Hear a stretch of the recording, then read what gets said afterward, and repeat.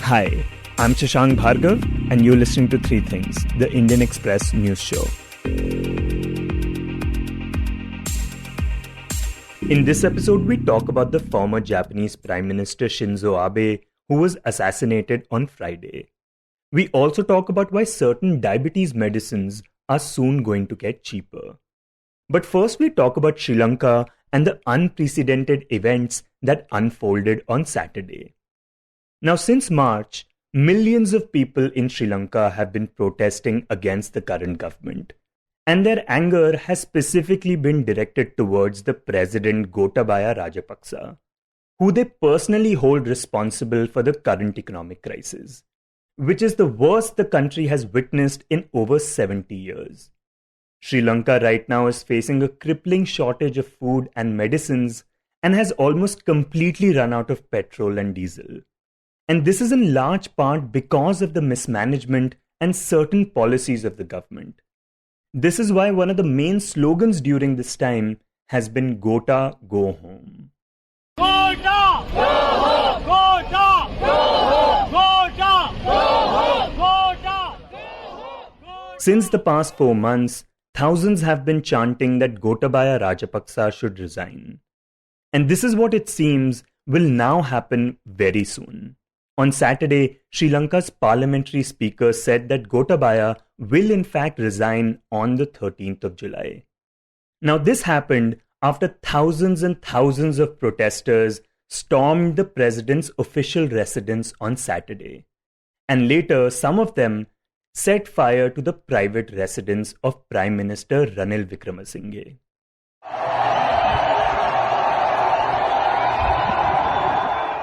The visuals of these protests and the storming were seen across the globe, and to many, they came across as almost unbelievable.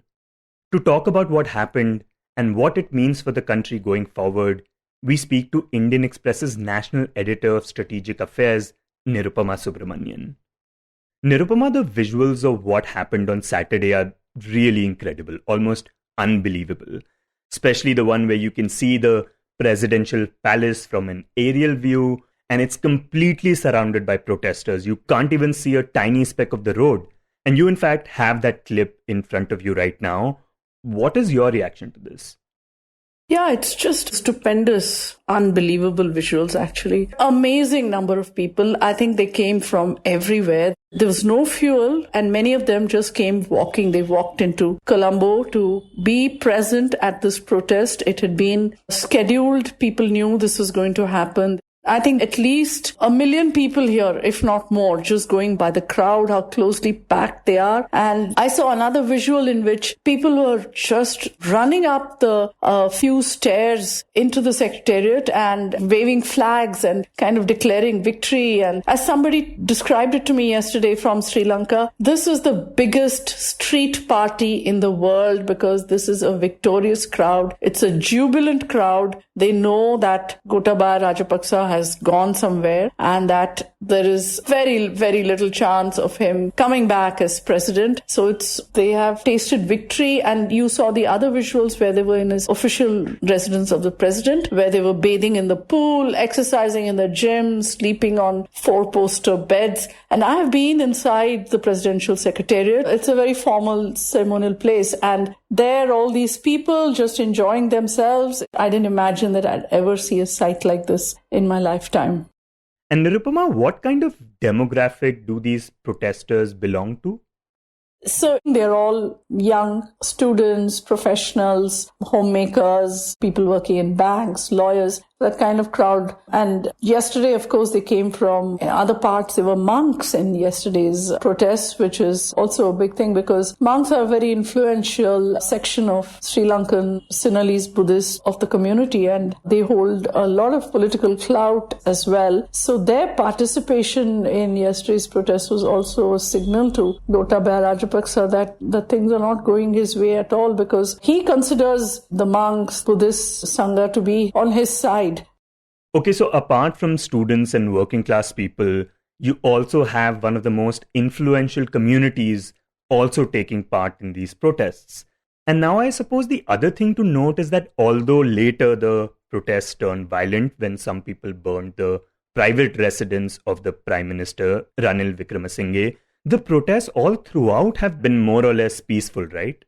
Yes, completely peaceful. And they've taken great care to keep it peaceful. In fact, when I was there in April, I heard lots of participants kept saying to each other, don't react, don't get provoked by anything, don't react to WhatsApp provocations. We have to keep this very peaceful. So they were very, very conscious about that. And that's a big thing about this protest, that since April 9th, when they began gathering at the Golface Green, there have been no incidents of violence that were triggered by them. There was one day of violence on May 9th, which is exactly 2 months before this particular episode yesterday, July 9th, exactly 2 months before on May 9th. Some people from the Sri Lanka Podujana Peramuna, which is Mahinda Rajapakse's party, marched in and started beating people up here. And then that led to a big day of violence, and Mahinda Rajapaksa had to step down as prime minister on that day. And exactly 2 months later, you see these people overrunning the presidential secretariat and the presidential official residence and taking over Colombo, in fact. There is no army. All the army had been deployed, but what I'm hearing is that a lot of the soldiers just said, just go on, just push us and make your way through. They didn't try to stop anyone. And some soldiers even joined the protesters. Because you see, soldiers are also, they have families. They have families who are suffering like everybody else for food and fuel, and they must have felt the pain as well. Although everybody thought exactly the opposite, because the Sri Lankan military has been favored by the Rajapaksas, especially Gotabaya Rajapaksa, who thinks of himself mainly as a military man, not really a political or a politician. He thinks of himself as a military brain because he was defense secretary at the time that the Sri Lankan military actually defeated the LTTE, and he considers himself, and a lot of people also consider him, to be the architect of that military victory. And ever since then, he has poured money into building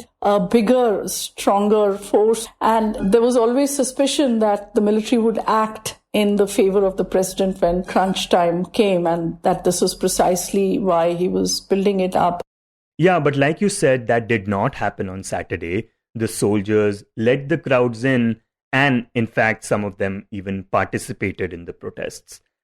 And for now, the protesters continue to occupy that space and say that they will remain there till Gotabaya officially resigns, which he has not done yet. He's supposed to do that on the 13th of July. But meanwhile, there are rumors that he has fled the country using a navy ship or by air. But do we have any idea where he is right now? No, at the moment, I don't think it's very clear where he is, but he is believed to be within the country. I think there were lots of rumors, and there were some visuals of suitcases being loaded onto Sri Lanka Navy ship Gajabahu. And also there were visuals of cars, like a VIP convoy driving up to the tarmac at the Katunayake International Airport. But from what I've heard, he is being protected by his security and by the military at some safe location, probably in a military camp. And Ranil Wickremesinghe is also similarly being protected because it was his private house burnt last night. The official residence escaped. That is called Temple Trees, and that's down Gaul Road, a little further away, perhaps 3 kilometers down the road from what we are seeing right now, the presidential secretariat. And Nirupama, now the question is, what happens next? Many are saying that Sri Lanka will be experiencing a political vacuum of sorts for some time. Is that essentially what we're looking at? So, you see, now Gotabaya is gone, and he has said that he will resign on the 13th of July. And everybody is hoping that he will do that because there's no way he can actually come back, because that will only increase the anger on the street and prolong this whole thing. So, assuming that he will resign on July 13th and assuming that Ranil Wickremesinghe will also resign, yesterday the speaker had called a meeting of all parliamentary parties, and this was their big demands were: first, the two Prime Minister and the President must step down, and then we'll form a caretaker government, and then we can take it forward from there. I think this has been communicated to the President, and today they are meeting again. I think as we speak, they must be in the meeting to decide the shape of this new arrangement, Some have said that the speaker will head the government. Some have said that the parliament should be convened by the speaker and parliament should elect the caretaker prime minister and so on. So they're still in discussions about this. So, they are making some effort, but really they have to make it very quickly because it's very urgent. The IMF negotiations are in limbo and the head of the World Food Programme is due in Colombo this week. They must have somebody to negotiate with. At the moment, you can say that there is no government in Sri Lanka. Okay, and apart from just not knowing what will happen next, the other issue is also that there is no strong opposition party in the country at the moment, right?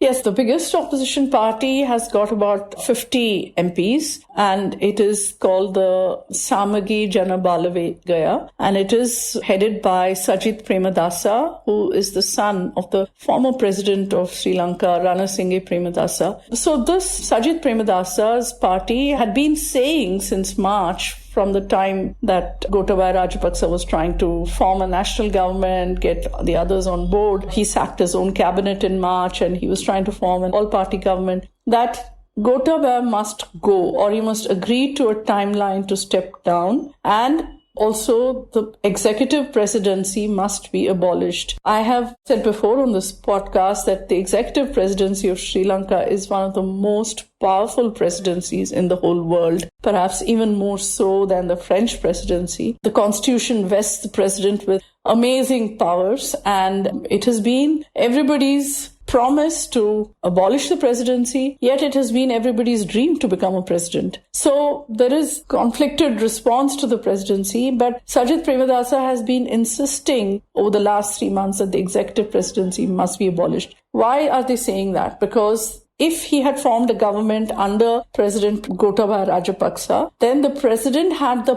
powers to strike down every one of his decisions. He had the power to sack ministers. He had the power to take over ministries. So, which is why there was extreme reluctance by Sajith Premadasa to form the government. Even Ranil Wickremesinghe, in an interview to me in April, said, why should I become the prime minister when all the powers with the president? He can cancel me at any point. So, I don't want to become prime minister. Okay, so you have a situation where the country is facing a crippling economic crisis and there is no government in place at the moment. Now, India on Sunday reacted to these recent developments and said that it stands with the people of Sri Lanka as they seek to realize their aspirations for prosperity and progress through democratic means and values, established institutions and constitutional framework. The statement also said that this year itself, India has extended support of over $3.8 billion to the country. Now, this must have helped Sri Lanka a little bit, but like you mentioned earlier, it has meetings lined up with the International Monetary Fund, the IMF, to get more money. But this kind of political instability is going to make that more difficult, right?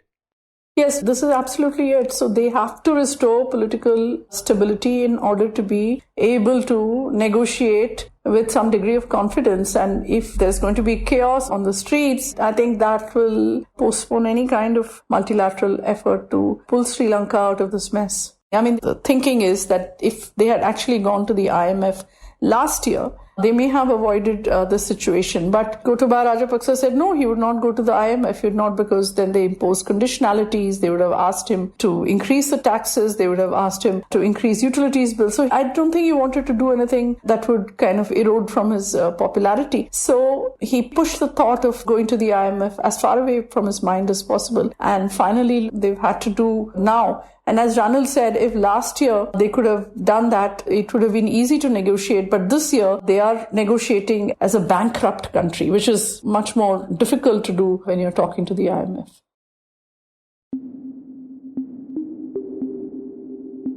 And next we talk about Shinzo Abe. On Friday, the former Prime Minister of Japan, Shinzo Abe, was assassinated while he was giving a campaign speech. The 67-year-old leader was shot twice by an ex-military man who had reportedly used a homemade gun for the assassination. The news came as a complete shock to almost everyone, especially because gun violence is very rare in Japan. Now, Shinzo Abe was Japan's longest-serving prime minister and one of its most powerful and influential figures. After his death, condolences poured in from across the globe. PM Narendra Modi, upon hearing the news, tweeted, quote, "I'm shocked and saddened beyond words at the tragic demise of one of my dearest friends, Shinzo Abe. He was a towering global statesman, an outstanding leader, and a remarkable administrator. He dedicated his life to make Japan and the world a better place." Unquote. PM Modi later also declared a day-long national mourning for Abe in India. Now, what is also important to note is that Abe had a special affinity for India, and under his tenure, the ties between India and Japan grew stronger. To talk about how that happened, in this segment, joining us is Indian Express's associate editor Shubhajit Roy, who reports on matters of foreign affairs for the paper. Shubhajit, in your piece, you mentioned that Shinzo Abe had visited India more than any other Japanese prime minister. Could you talk about what made him do that, and how did it affect the ties between the two countries? Well, former Prime Minister of Japan, Shinzo Abe, he was possibly one of the most consequential leaders of Japan in its post-war history. And he was the country's longest serving prime minister, having served two terms. First was a brief term from 2006 to 2007, and the second one was from 2012 to 2020. During these two stints as the country's prime minister, he visited India four times. So he visited India in 2007 when he addressed the parliament, and then in his second stint, he visited thrice in 2014, 2015, and again in 2017. So no other Prime Minister of Japan has made so many visits to India. In fact, he had relationships with Indian government irrespective of the political dispensations. For example, when he came in 2007, he interacted with then Prime Minister Dr. Manmohan Singh and the Congress government, the UPA government, and again in 2014, in January 2014, in the last few months of then UPA government, he attended the Republic Day Parade, chief guest, which, as you know, is diplomatic honor that is given to visiting foreign leaders. And then once Prime Minister Modi came to power in 2014, he engaged with Prime Minister Modi as well. In fact, Modi visited Japan in September 2014, a few months after he took charge. That was, in fact, his first visit, a bilateral visit outside of South Asia. So from then on, they had several meetings because there's an annual bilateral summit meeting between Indian and Japanese prime ministers. So that sealed the fact that he came here in 2015 and 2017.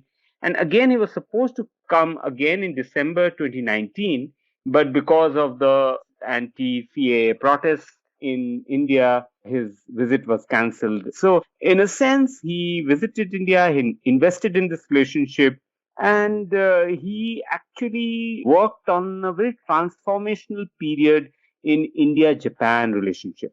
And Shubhajit, during his first visit to India, Abe had delivered a speech which has now become famous because of this phrase, the confluence of the two seas.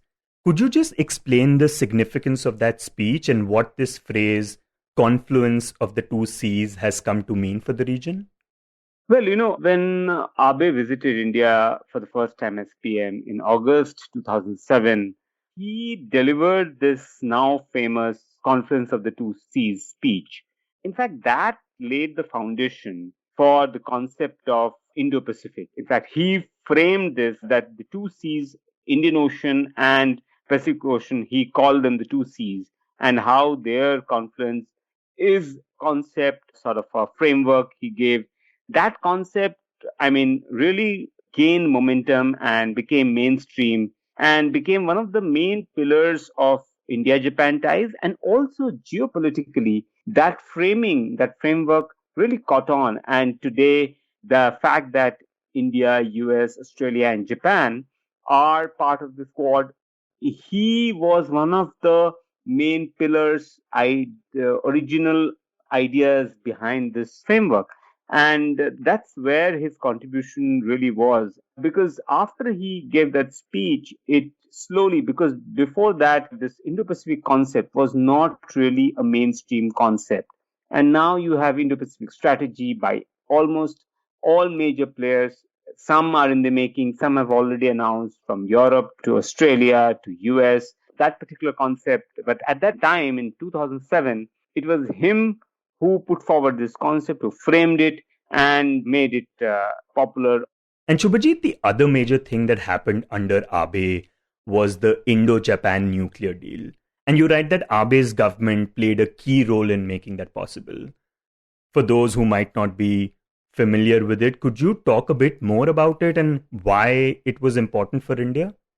Well, you see, Japan is the only country which has suffered a nuclear bomb attack back in the 40s during Hiroshima Nagasaki. So its history, its politics is shaped and scarred by nuclear weapon. So it has always been very anti-nuclear weapon. And India, when it tested its nuclear device in 1998, Japan was very, very critical of India's testing of the nuclear device. Japan shifted its position under Abe. In fact, it was Abe's initiative. So after the Indo-US nuclear deal took place in 2008, when it got the exemption from the nuclear suppliers group, it was Abe who actually in 2012 he started pushing for an India-Japan nuclear deal, because much of the nuclear reactors or components or companies were owned or partly owned or were in some kind of an alliance with Japanese companies. So Japan is the market leader, is sort of a global leader in nuclear power as well. But in 2011, the Fukushima nuclear disaster happened. But despite that, Abe really in 2012, when he came to power, he did not backpedal on India-Japan nuclear agreement. In fact, he pushed it forward. And in 2015, after 4 years of his efforts, he actually was able to convince the anti-nuclear hawks in Japan to sign the agreement with India. Before that, Tokyo was very sensitive about this particular agreement with sort of non-nuclear, because India was a non-nuclear proliferation treaty member country. So he changed that dynamic. So in a sense, you can say that what George Bush did for India-US relationship in terms of nuclear technology or nuclear deal, Abe did it between India and Japan. And Shubhajit, in terms of strategic and security ties between India and Japan, how were those affected under Abe? So defense cooperation, security agreements got a real boost. There was a security agreement that was in place since 2008. But under Abe, the two sides later on decided to have the foreign and defense ministers meeting, started negotiations on what is called the acquisition and cross-servicing agreement, which is basically a kind of a military logistics support agreement. There were agreements for transfer of defense equipment and technology, which was very uncommon agreement for post-war Japan, because as you know, Japan after the war had pacifism enshrined in its constitution, and for a country like that to transfer defense equipment and technology, to have an agreement and to a country, meant that it really had very high trust towards Indian systems in place and controls in place. Apart from that, obviously, India and China relationship went through a rough phase since 2013. Indian and Chinese soldiers have had 4 publicly known border standoffs in April 2013, in September 2014, June and August 2017 in Doklam, and then the ongoing one since May 2020. Under Abe's leadership, Japan stood with India through each one of them. In fact, during the Doklam crisis and even the current standoff, Japan has made statements against China for changing the status quo. It's important to remember that Japan also has its own territorial disputes with China, and it gives Abe, in fact, conveyed to the Indian leadership at several points and his government as well, that how to deal with China, especially on standoffs like these, in border situations like these. So that was again a big support that he provided as a leader of his country. Okay, and finally, PM Modi in his statements has often called Abe his friend, his dearest friend. In what way did their relationship stand out diplomatically?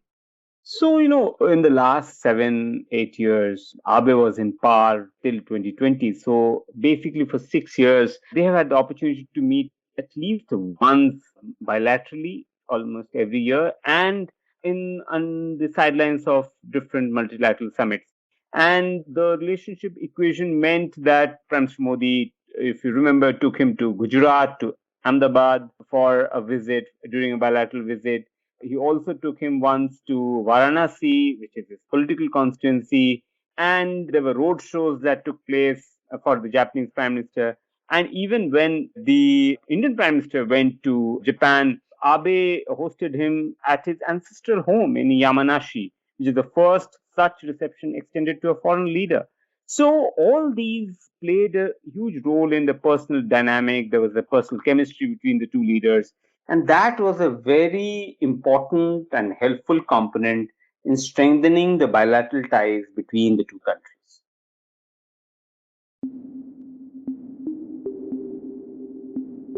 And now, after talking about economic instabilities, political turmoils, assassinations, and diplomacy, we talk about health.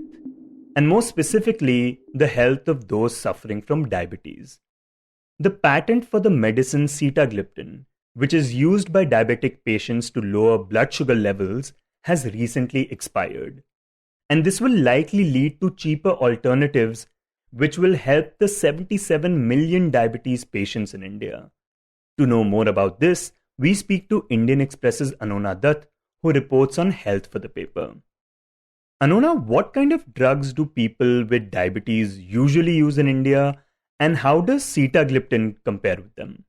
So there are a variety of drugs that are available right now for type 2 diabetics, and we have more than 70 million in our country. So doctors usually mix and match these medicines depending on the stage of the disease, what kind of action they require. So sitagliptin is basically a class of drugs known as gliptins, and there's a whole hormonal mechanism, but they sort of promote the secretion of insulin, which in turn helps in lowering the blood glucose level.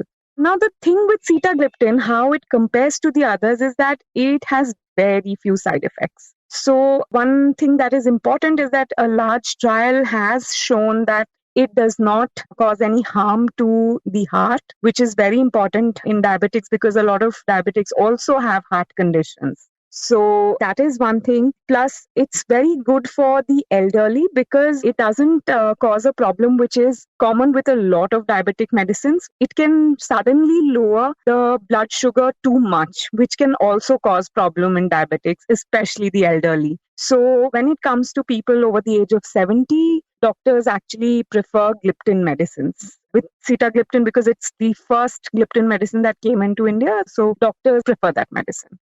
Okay, and the reason we are talking about sitagliptin is because its patent has now expired. Could you talk about what changes this will lead to?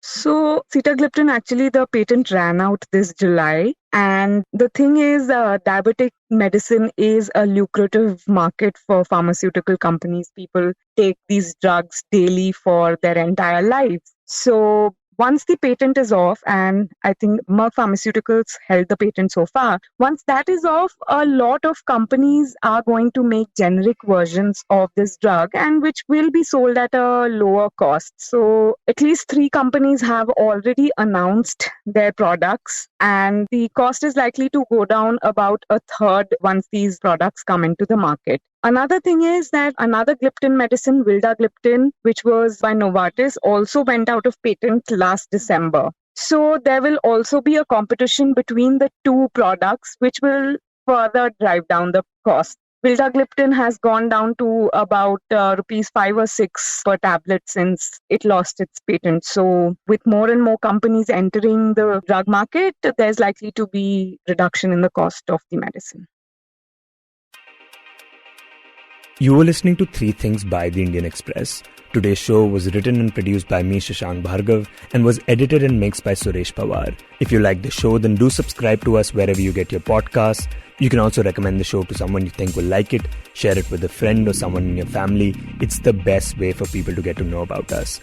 You can tweet us at Express Podcasts and write to us at podcasts@indianexpress.com.